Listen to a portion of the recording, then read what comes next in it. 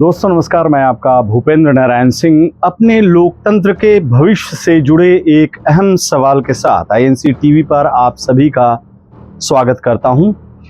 लेकिन उस सवाल पर आने से पहले एक नज़र मध्य प्रदेश के हाल ही के चुनाव से जुड़े कुछ तथ्यों पर। मध्य प्रदेश में मतगणना के दिन जब पोस्टल बैलेट की गणना हो रही थी तब कांग्रेस पार्टी 199 सीटों पर आगे थी। आंकड़ों पर गौर कीजिएगा, राज्य की कुल 230 सीटों में कांग्रेस 199 सीटों पर आगे थी। वोट प्रतिशत के हिसाब से देखा जाए तो कांग्रेस को बैलेट पेपर में बीजेपी से 21% ज्यादा वोट मिले थे। 21%, 2-4% ज्यादा नहीं, पूरे 21%। लेकिन जब अंतिम नतीजे आए तो बीजेपी को कांग्रेस से 9% ज्यादा वोट मिल गए। बैलेट पेपर के गणना में जो कांग्रेस राज्य की कुल 230 सीटों में 199 सीटों पर आगे थी, वो अंतिम नतीजे में महज 66 सीट्स पर सिमट कर रह गई। पोस्टल बैलेट की गिनती में केवल 31 सीटों पर आगे रहने वाली भारतीय जनता पार्टी 163 सीटों पर जीत दर्ज करके चैंपियन बन गई। और ये सब चमत्कार कब हुआ? तब जब ईवीएम ने बीजेपी के पक्ष में अपना जलवा दिखाना शुरू किया। राज्य के पूर्व मुख्यमंत्री एवं सांसद दिग्विजय सिंह की टिप्पणी पर गौर फरमाइए। पोस्टल बैलेट के जरिए कांग्रेस को वोट देने वाले और हम पर भरोसा जताने वाले सभी मतदाताओं का धन्यवाद।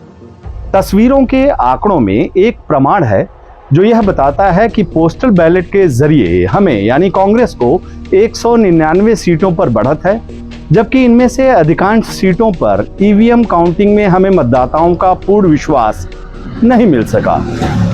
यह भी कहा जा सकता है कि जब तंत्र जीतता है तो जनता यानी लोग हार जाती है।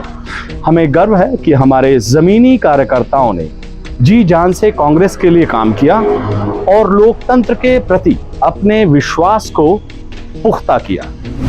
इस मामले में जबलपुर की 8 सीटों के नतीजे और भी चौंकाने वाले हैं। वहां डाक मतपत्रों की गिनती में कांग्रेस सभी 8 सीटों पर आगे थी, लेकिन अंतिम नतीजे में कांग्रेस के हिस्से महज 1 सीट आई। ईवीएम के इस चमत्कार के सामने आने के बाद भारतीय जनता पार्टी को छोड़कर बाकी सभी दल एक सुर से ईवीएम को नमस्कार कर रहे हैं।